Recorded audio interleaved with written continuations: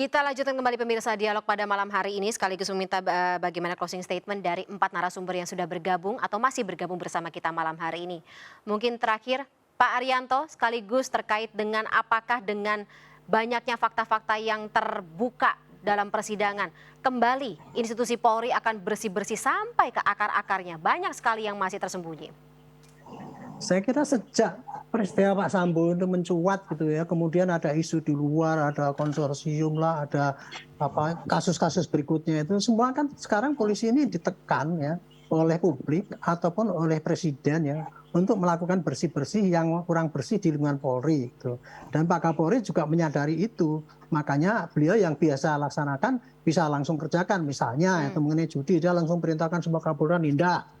Maksudnya itu supaya berhenti habis gitu. Kemudian tapi masih ada lagi masalah illegal mining, ini nanti juga disikat habis. Ini itu mengenai rekening gendut, ini yang mungkin nanti juga jadikan ini pola hidup hedonistik itu kan juga semua itu sudah menjadi target dari Pak Kapolri dan beliau sudah melakukan statement. Ya tinggal nanti pelaksanaannya kita lihat hasilnya berikutnya.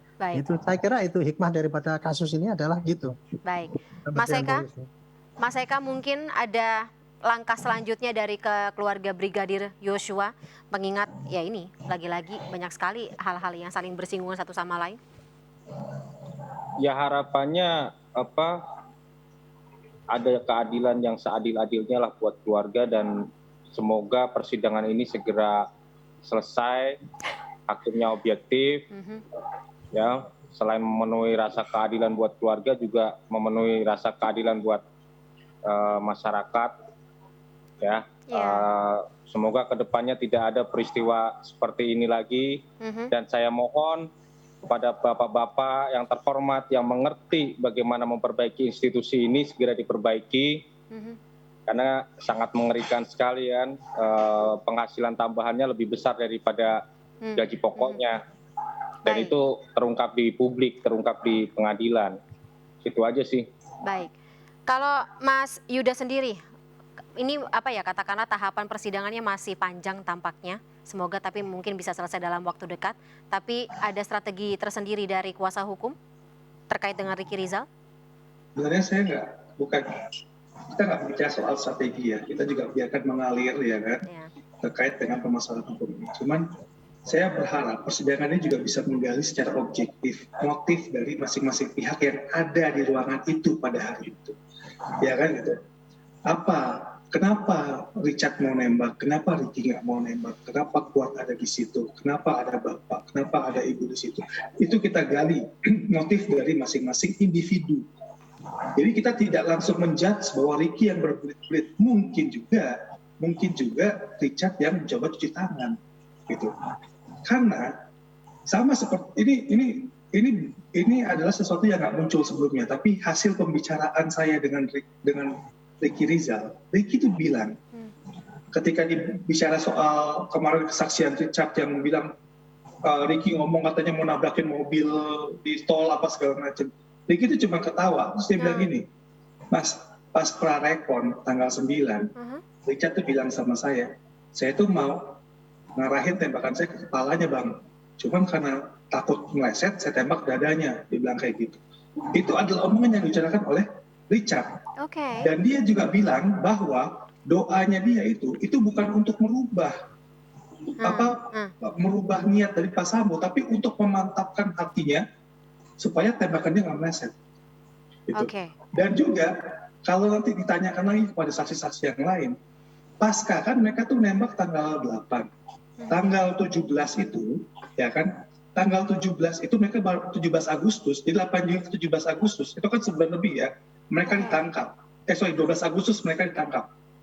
Nah, dari tanggal 8 ke tanggal 12, sikap Richard itu di rumah tuh udah kayak, I'm the big man gitu. Saya adalah tangan kanan Pak Sambo. Nah, itu sebenarnya, itu adalah fakta-fakta yang juga mesti digali gitu loh. Itu digali.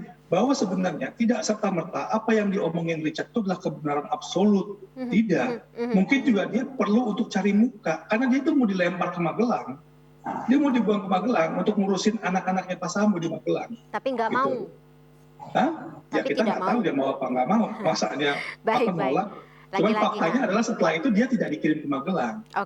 dia tetap bisa di Jakarta gitu. Oke, ada ini ya konflik of interest sendiri antara para ajudan ini yang ya lagi-lagi ini bisa Ya menjadi makanya salah saya satu bilang, side saya tuh angle berharap, dalam persidangan seperti itu. saya berharap motifnya itu digali dengan jelas. Mhm, Motifnya masing-masing individu. Jangan cuma motifnya Pak Sambo, mhm. jangan cuma motifnya Bu PC, tapi motif semua pihak yang terlibat. Saya setuju dengan pernyataan Pak Arianto dan Prof. Hipnu tadi. Jangan, ya caranya kayak gimana, dan jangan fokus pada remeh-temeh. Jangan fokus untuk mencari popularitas bahwa memang kasus ini adalah kasus yang populer. Lalu lantas hal-hal yang kecil yang tidak berhubungan dengan 338 dan 340 itu dibawa-bawa gitu loh. Itu yang harus kita cari sekarang. Kebenaran materialnya itu seperti apa sih gitu loh. Itu Mbak. Baik, baik. Terakhir Prof. Hipnu, Ya, betul banyak Mbak. sekali ya yang bikin bingung. Sidang kali ini itu sidang sangat menentukan. Sangat menentukan. Hari ini? Ya hari ini dan besok. Oke. Karena Besok kalau ada kita sambung. berbasis pada teori pengungkapan suatu pembuktian, 3 hal yang belum terbukti. Bukan belum terbukti, masih simpang siur. Pertama, dengan cara apa melakukan kejahatan. Kemudian alat apa yang digunakan. Nah ini cara dan alat ini sangat menentukan sekali peran masing-masing. Karena ini juga akan berakibat terhadap putusan yang akan dijatuhkan. Oh caranya dengan sadis sekali. Oh caranya dengan merusak barang bukti. Kan begitu kemarin. Jadi ini kan termasuk juga obstruction of justice Sambonya itu kan itu. Nah terakhir adalah motif. Baik. Kenapa hakim selalu mengejar motif? Karena hakim bisa memberikan suatu gambaran yang utuh terhadap suatu peristiwa dalam putusan tadi. Nah, jangankan motif para pihak pelaku seperti Pak Ida, motif FS itu aja belum jelas, apalagi motif-motif yang lain. Nah, inilah yang saya kira menjadikan suatu gambaran bahwa perkara itu masih belum pas, belum sinkron betul terhadap perkara pembunuhannya oke, penyertanya oke, tapi motif yang belum terjadi. Karena dalam suatu putusan motif merupakan kerangka dasar yang harus bisa dibuktikan di dalam persidangan. Apakah mempengaruhi atau tidak, itu nanti dipertimbangkan putusan. Baik, begitu, baik. Baik, 2 sidang yang menentukan, kita juga masih memantau apakah memang akan jelas seperti itu ya Prof. Hipnu ya. Baik, durasi sangat sempit Bapak-Bapak, kita harus terpaksa sudahi dulu dialog yang penuh dengan insight dan juga informasi pada malam hari ini. Saya ucapkan terima kasih Mas Eka Prasetya selaku kuasa hukum keluarga Brigadir Yosua, Mas Yuda Ramon selaku kuasa hukum Riki Rizal, Pak Arianto Sutadi selaku penasihat ahli Kapolri, dan Prof. Hipnu Nugroho selaku pakar hukum pidana Universitas Jenderal Sudirman atau UNSUD. Terima kasih sekali Bapak-Bapak atas waktunya bersama kami malam hari ini. Salam sehat selalu, kita ketemu di lain kesempatan. Terima kasih, sampai jumpa. Pemirsa tetaplah bersama kami dalam Breaking News, kami akan segera kembali setelah jeda berikut ini.